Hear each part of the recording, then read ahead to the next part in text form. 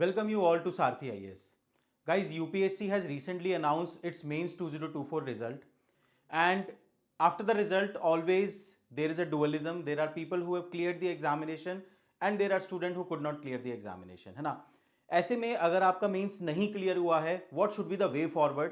और अगर क्लियर भी हुआ है तो क्या वे फॉरवर्ड है, that I will discuss in this video, है ना?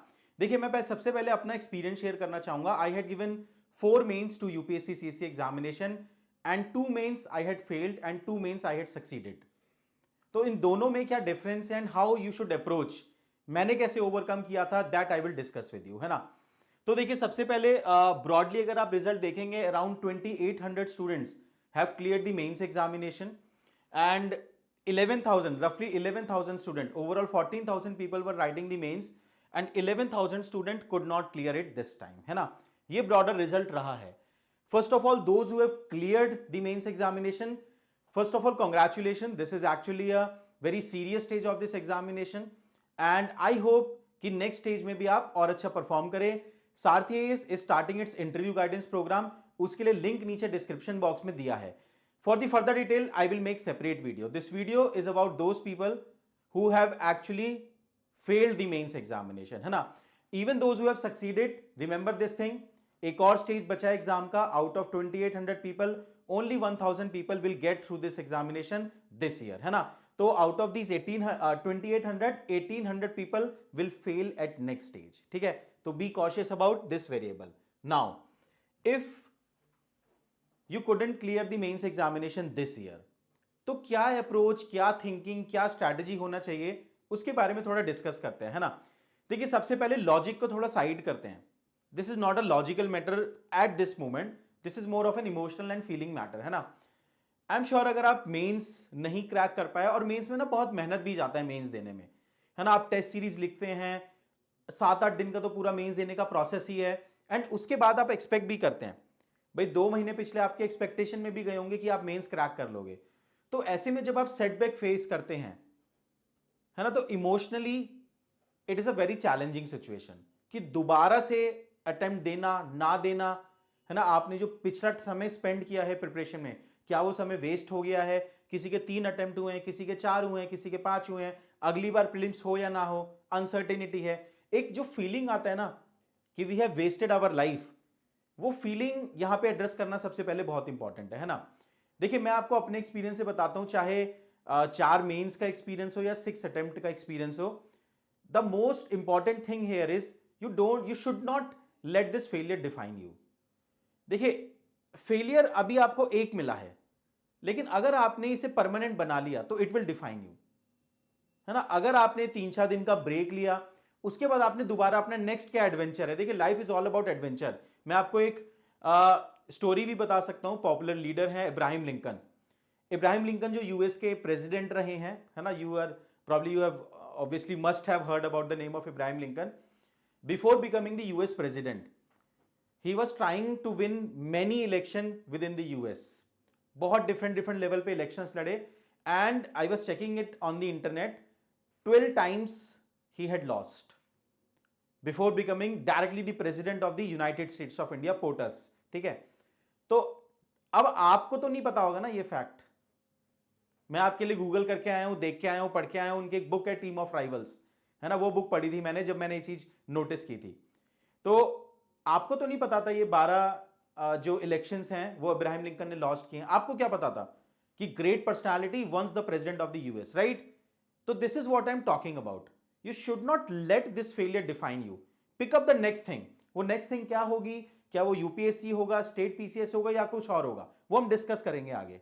But there should be in your mind कि यार अभी 3-4 दिन का ब्रेक ले लेता हूं, but I should pick up thread once again, जो थ्रेड मेरे को आगे लेके जाएगा लाइफ में, कि मेरा नेक्स्ट गोल क्या होने वाला है ना? तो don't let this failure define you.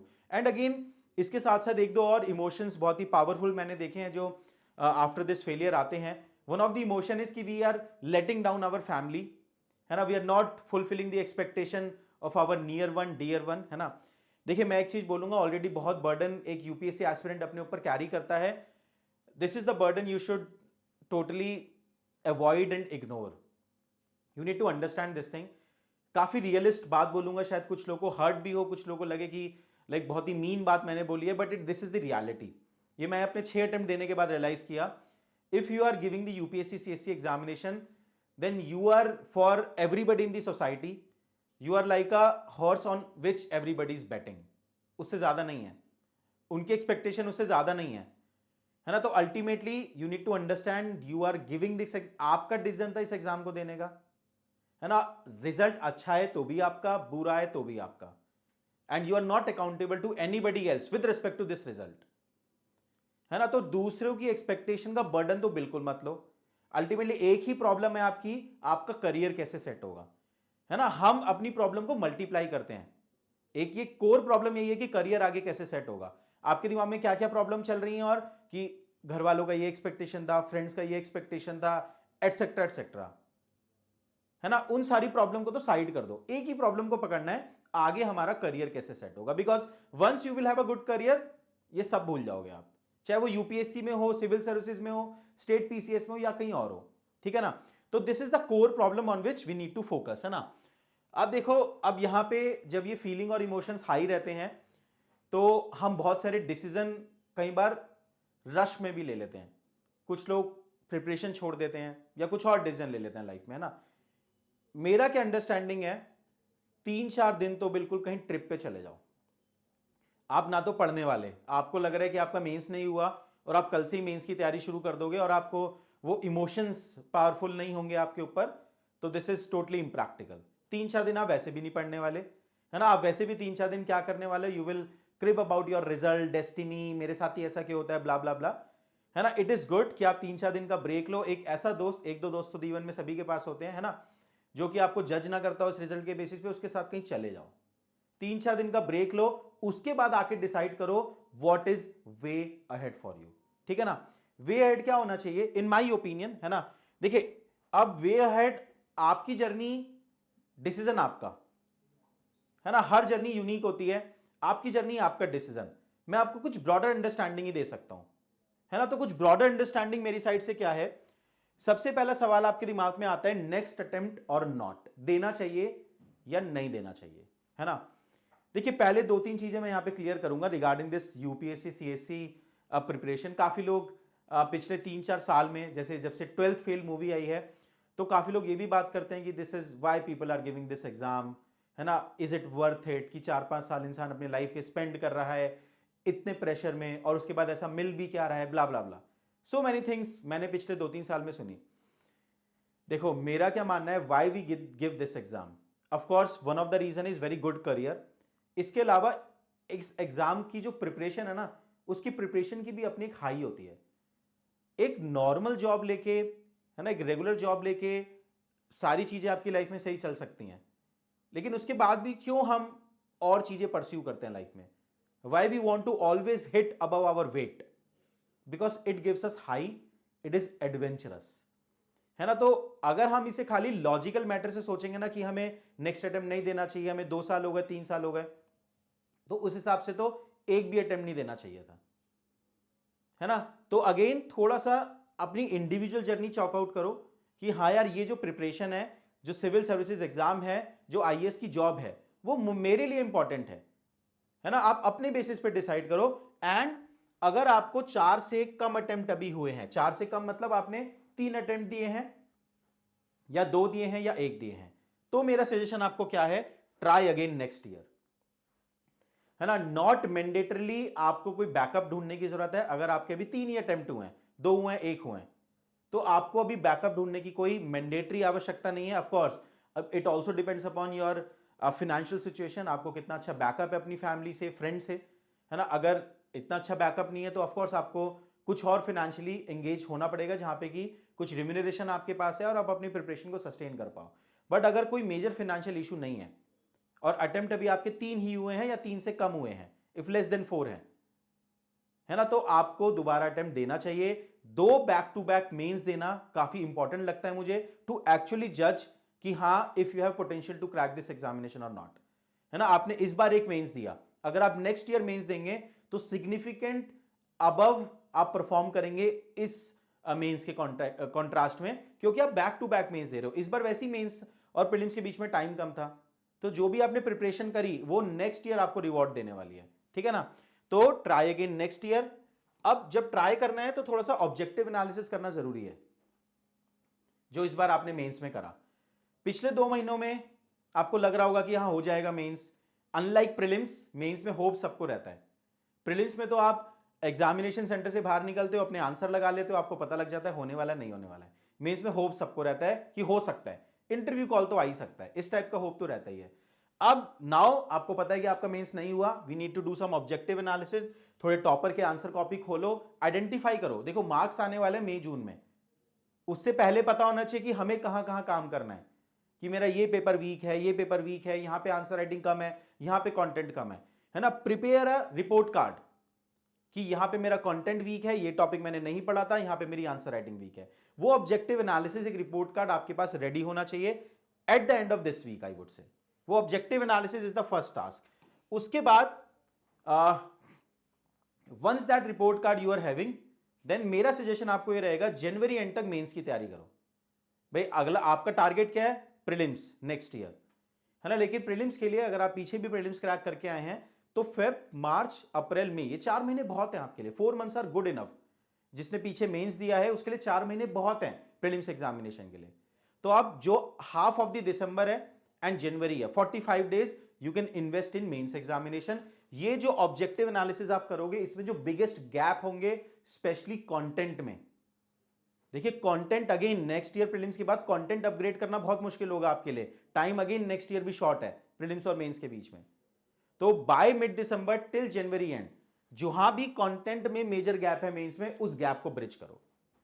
ठीक है, समझ में आया? आगे चलते हैं। तो this is what for those people जिनके 4 से कम अटेम्प्ट हुए हैं, 1, 2 या 3 हुए हैं। ठीक है, तो try again next year, objective analysis करो, एक रिपोर्ट कार्ड प्रिपेयर करो, कहां कंटेंट वीक रह गया, कौन से टॉपिक पढ़े नहीं थे, कहां पे कंटेंट में क्वालिटी ऐड करनी है, कहां पे आंसर राइटिंग करनी है। And for next 1.5 month till January and focus on the mains examination. After that you can focus on prelims. 4 महीने प्रीलिम्स के लिए बहुत हैं। अगर आपने पीछे प्रीलिम्स क्रैक करके मेंस लिखा है तो 4 months are good enough. Now for those people जिनके 4 या 4 से ज्यादा अटेम्प्ट हो चुके हैं, देखिए ये 4 अटेम्प्ट तक ही मैं क्यों पहुंचा हूं इस चीज पे। डेटा के बेसिस पे बात करते हैं। स्टैटिस्टिकली अगर आप यूपीएससी की एनुअल रिपोर्ट देखो जो वेबसाइट पे उनकी है, स्टैटिस्टिकली पहले 4 अटेम्प्ट में आप देखना, चेक करना, रफली 75% to 80% people who are getting selected they belong to first 4 attempt। तो इसका मतलब क्या है कि 5th और 6th अटेम्प्ट में नंबर ऑफ सिलेक्शन कम रहते हैं, है ना। कुछ लोगों को शायद हर्ट होगी ये बात, क्योंकि ऑब्जेक्टिव कोई बात बोली जाती है और अगर वो हमारे इमोशन से कॉन्फ्लिक्ट करे तो हमें बुरा लगता है। बट मैं आपको डेटा के बेसिस पे बोल रहा हूं, 80% of the people who are getting selected they have 4 और लेस देन 4 अटेम्प्ट। तो 5th और 6th अटेम्प्ट में सिलेक्शन के चांसेस कम हैं, इसमें कोई डाउट नहीं है। Keeping this thing in mind, मेरा क्या सजेशन आपको रहता है, look for a backup. You can appear. ऐसे नहीं कि सक्सेस स्टोरीज नहीं है 5th और 6th अटेम्प्ट में, मैंने भी 6 अटेम्प्ट दिए हैं, है ना। यू कैन अपीयर अगेन, कोई प्रॉब्लम नहीं है। There are lot of success stories, जैसे लास्ट ईयर मनस्वी शर्मा थे, लास्ट टू लास्ट ईयर, है ना, फाइनल अटेम्प्ट में 101 रैंक आया। तो ऐसे सक्सेस स्टोरीज हैं। But after 4 attempt you can look for a backup for your sanity as well. वरना तो इनसिक्योरिटी इतनी आ जाएगी कि यार 5 साल हो गए अनएम्प्लॉयड है, व्हाट अबाउट द करियर। तो एक बैकअप आप सीख कर सकते हो। Backup of course public sector, private sector, 2 option आपके पास है। अगर पब्लिक सेक्टर की बात करते हैं तो स्टेट पीसीएस एग्जामिनेशन है। आई बिलीव कि आप में से काफी सारे लोगों ने शायद बीपीएससी का भी प्लान किया हो, यूपी पीसीएस का भी प्लान किया हो, जिनके प्रीलिम्स इसी मंथ में है ना। तो जो एग्जामिनेशन अलाइंड हैं यूपीएससी की प्रिपरेशन से, उन एग्जामिनेशन को दो, है ना। देखो आपको बहुत ज्यादा एफर्ट नहीं डालना पड़ेगा, बट एक अगर आपके पास बैकअप जॉब होगा ना, तो you will be much more confident for next year attempt. ठीक है, तो अटेम्प्ट देना है next year but with a backup. ठीक है, प्रिपेयर साइमल्टेनियसली। एंड अगेन, अब depending upon your skill set and education background you can also seek a career backup in private sector, है ना। कि कहीं पे आपने 3-4 महीने 6 महीने जॉब कर लिया और आपको एकदम एक लंबी जो डिसकंटिन्यूटी जॉब में आ जाती है प्राइवेट सेक्टर में, वो एंटरटेन नहीं की जाती। बट अगर आपने 3-4-6 महीने जॉब कर लिया तो आपको ये कॉन्फिडेंस रहेगा कि नेक्स्ट ईयर मेंस के बाद मैं वापस वहां पे जा सकता हूं। ठीक है, डन। तो this is the plan for those people who couldn't clear the mains examination this time and उनके 4 अटेम्प्ट ओवर हो चुके हैं, बस 2 ही अटेम्प्ट बचे हैं। ठीक है, समझ में आया? ठीक है, तो you can follow this approach to decide a path for yourself. Again मैं एक चीज बोलूंगा, 3-4 दिन का ब्रेक लो, है ना। उस ब्रेक में कोई डिसीजन मत लो, डिसीजन लेने का भी समय नहीं है। अगर आपका मेंस अभी नहीं हुआ है, you are high on emotions and यहां पे राइट डिसीजन लेना बहुत मुश्किल है। ठीक है ना, तो please follow this approach. And जिन लोगों का मेंस एग्जामिनेशन क्लियर हो गया है, again congratulations. And Sarathi IAS is starting its interview guidance programme, है ना। अगर आप हमसे डैप डिस्कशन करना चाहते हैं, 1-on-1 डैप डिस्कशन करना चाहते हैं, लिंक नीचे डिस्क्रिप्शन बॉक्स में दिया है ना। आप उस गूगल फॉर्म को भरिए और you can connect with then you can connect with us, our team will contact you for deep discussion. ठीक है, चलिए run, all the best, thank you very much, see you next time, take care guys.